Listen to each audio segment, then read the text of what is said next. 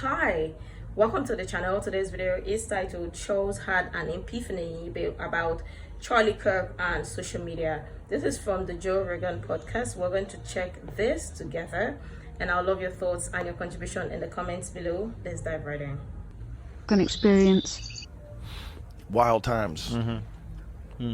Wild times when people celebrate people getting killed now. Like, that never happened before. Like, even when someone bad got killed before, you're like, oh, wow, that's kind of crazy. I've been thinking a lot about this.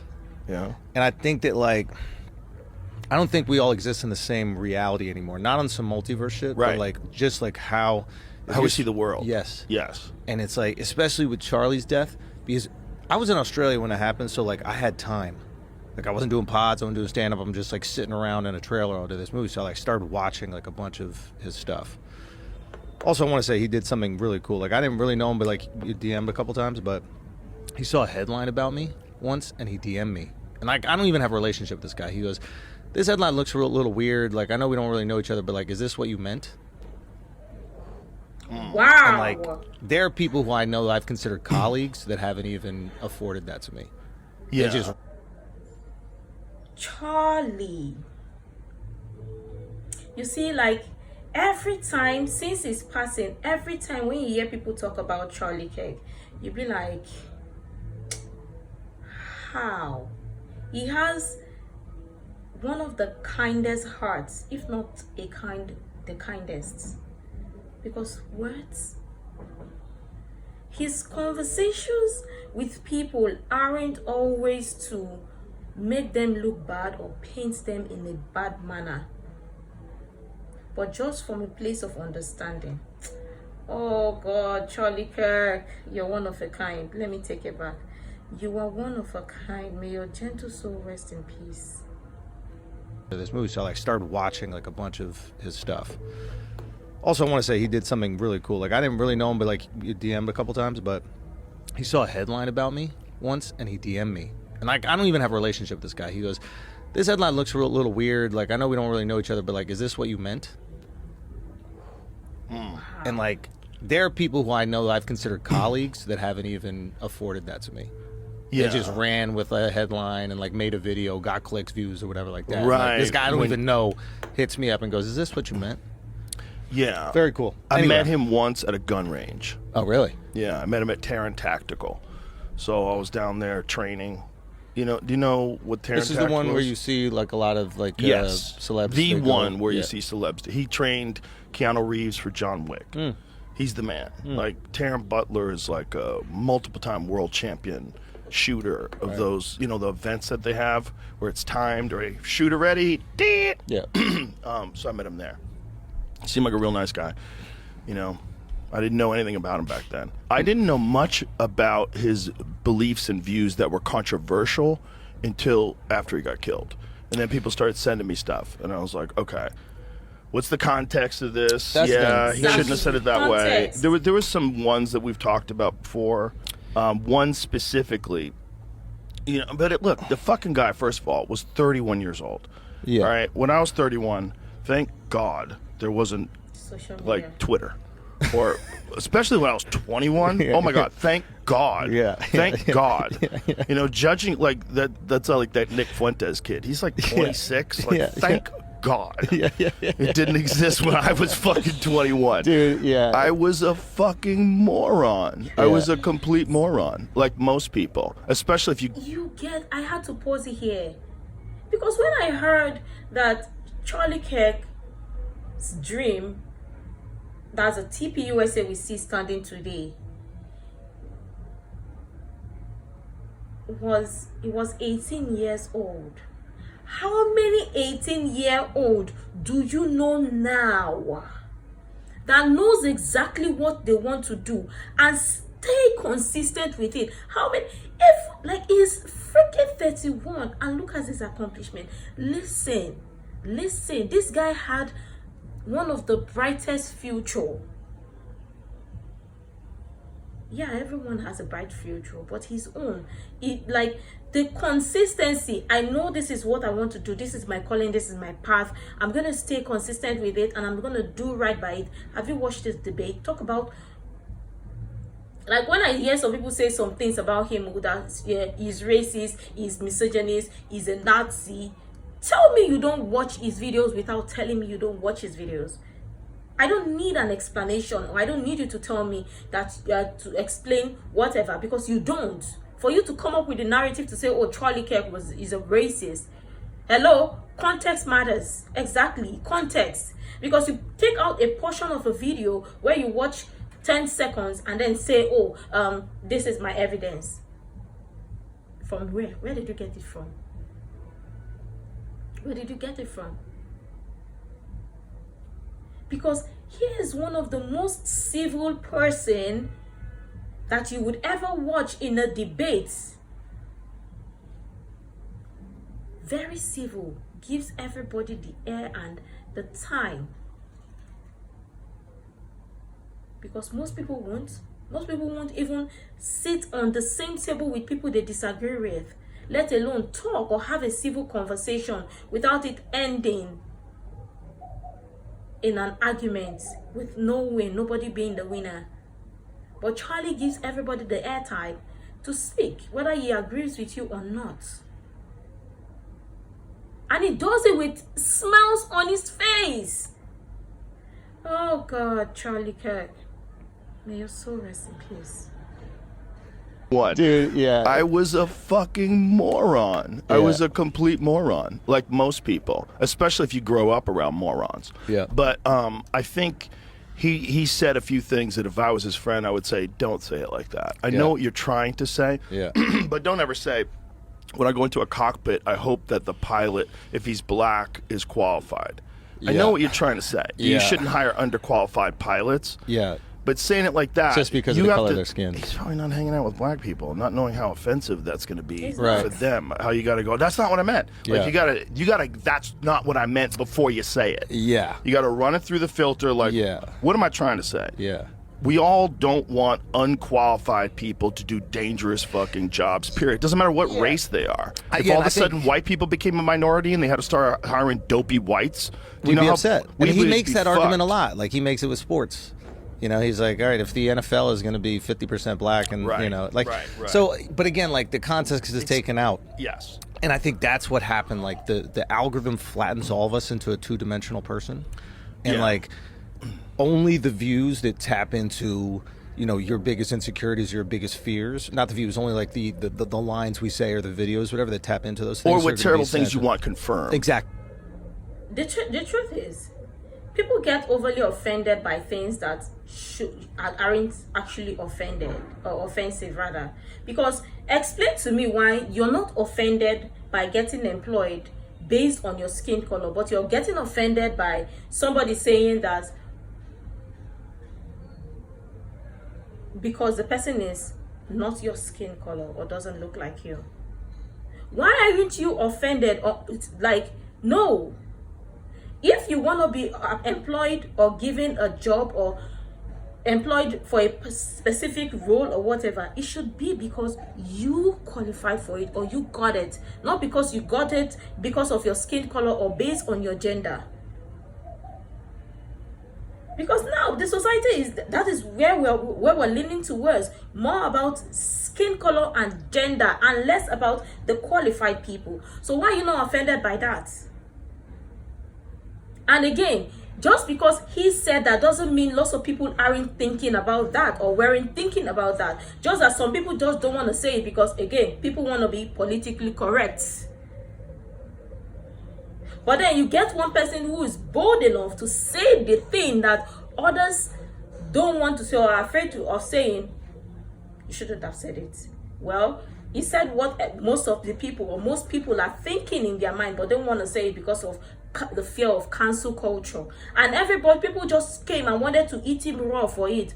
Well, if you are that angry or if you portray so much anger, because I know that, yes, you portray so much anger towards what he said, then why are you excited for the fact that you are employed or you have some people who are employed or given a specific role based on what they identify as or their skin color or gender? Why? Why not say no? Do I qualify for this job? Are you employing me because you want to satisfy a specific quota, or because of my skin color, or because I am the qualified, or I'm a qualified person, or I'm qualified for this role? But no, people jump at the thought of say, oh yes, hire a black person, it has to be a black person, hire a black person, hire a black person. And then you're not angry because people are hiring you based on your skin color. Which of the two should you be having problems or issues with? And you talk about like you want to fight racism. How do you fight racism when everything is conditioned about skin color? It makes no sense. Exactly. Yeah. The things you won't confirm. Like, that's what the algorithm does. And like, I realized it when I was doing like a promo tour for Life, my last special, right? I would go on a couple pods that like, and like maybe like 10, 15, 20 minutes into the conversation, I would realize like, oh wow, they have a very different view of me than me. The New York Times one. No, well, the New York Times one, I was like expecting it for sure. But even when I went on Dax's podcast, Dax knew me, but his co-host, I was like, oh, she has an idea of me that's like cultivated by the internet and headlines. Cartoonish. Exactly, and it's Yeah. just a flattened version, right? It's like Of there's course. really no humanity in it. It's just these are the things that people are saying that I'm saying with no context, Right. and then you just create an archetype. And like, I think in a lot of ways that's the Charlie thing to the furthest extreme, right? It's just like, Yes. if you're on the right, there's one version of Charlie. If you're on the left, there's another version of Charlie. Right. And when he died, this person that you saw as like a good, God-fearing man, you're like heartbroken by it. And then on the left, this person you saw that was like bigoted or hateful, you're like, okay, I'm not really heartbroken by it. Some people are even crazy enough to be like, he deserved it, or this is Yeah. what you get, right? But they can only have that feeling if he's completely dehumanized the version of him that they see all the time. Mm-hmm. That happens to you. It happens to me. It happens to like anybody who's on the internet talking, for a few hours a week. And when I saw that shit, and especially I saw like this visceral reaction to Charlie, that's what sows the insanity in the country, because the people on the left are seeing the people on the right be heartbroken, but they're like, why are you heartbroken over this Right. guy who's a bigot? And the people on the right are seeing the people on the left celebrating. They're like, why are you celebrating the death of this God-fearing family man? And both sides just think each other is absolutely insane. Yeah. When in reality, he's neither of those cartoons, Right. right? Yeah. Well, it's actually crazy, like when you even say this, because you don't even have to get to know him first. And again, Charlie didn't have to die for people to start watching his videos, understanding his content, because I just understand that lots of his videos, for lots of people, it was taken out of context because they did not understand what he said.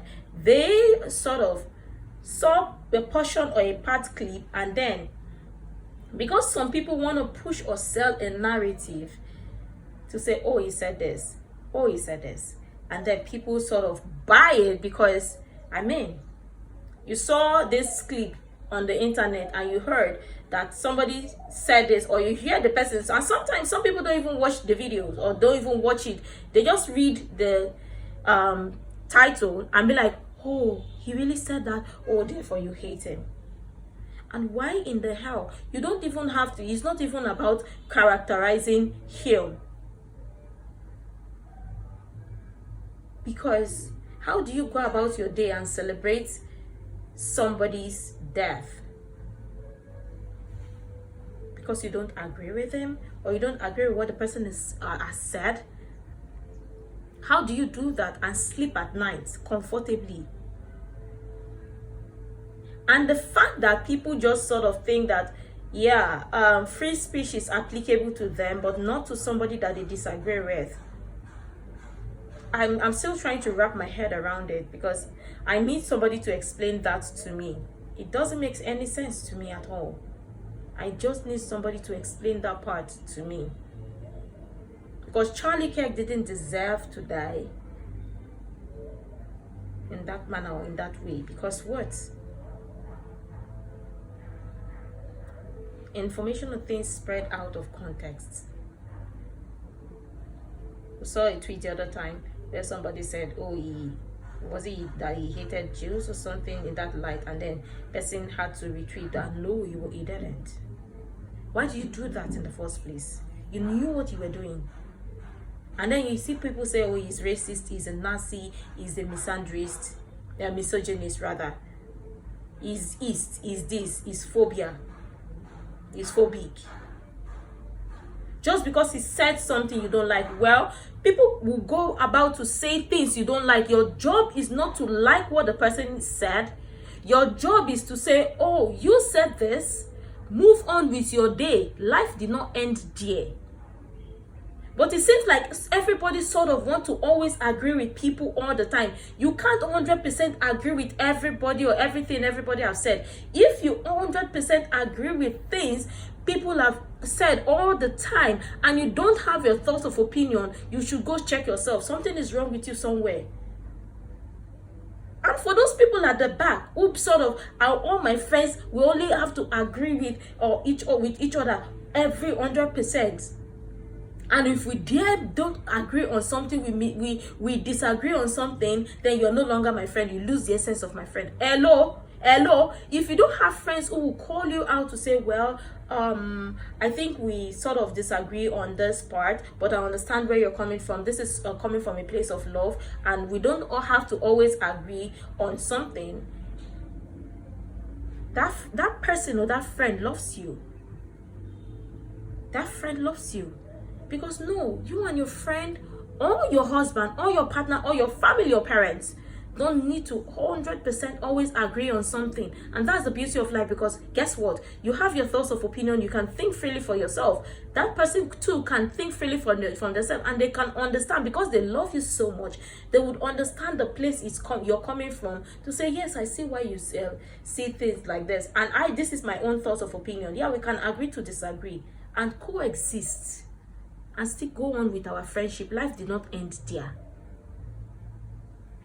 But again, we always see where it is always one or the other. It's either you agree with me 100% or you don't. If you disagree with me, just 0.1%, we are not friends. That is a cult. Cult, that is it. Because it is only when you belong to cult, or if you belong to cult, then you have to always agree and do as they say. You have no choice, no thought of you can't think for yourself. But if you think whatever that is not a cult, then you know that you have your thoughts of opinion, because you're not bound to only think what somebody is telling you. If the person tells you, say go left, you go left. Because sometimes some things may not make sense, and you've got the right to ask questions. It doesn't make you disagreeable. It means, baby girl or baby boy, you see reason to question something, and you have the right to question something when things don't go that way. It doesn't have to be one or the other. It should be, okay, I can question this too and not be hated for it. And I wish people see the world differently. Not once you don't agree with somebody, you label the person east or phobia or phobic. Life no be like that. Let me know what you think. Obviously, Charlie Kirk didn't have to die, because I mean, free speech is applicable to everybody. Just because you don't agree with the person doesn't mean free speech ends there. Everybody have the right to freedom of speech, and that's the beauty of life. Let me know what your thoughts are in the comments below. And besides, you and your friend cannot always agree on something, and it's okay. It's quite okay to understand the place both of you are coming, either of you are coming from, rather. Let me know what you think. Make sure to like, comment, share, subscribe, and all that stuff. And until next time, see you in the next video.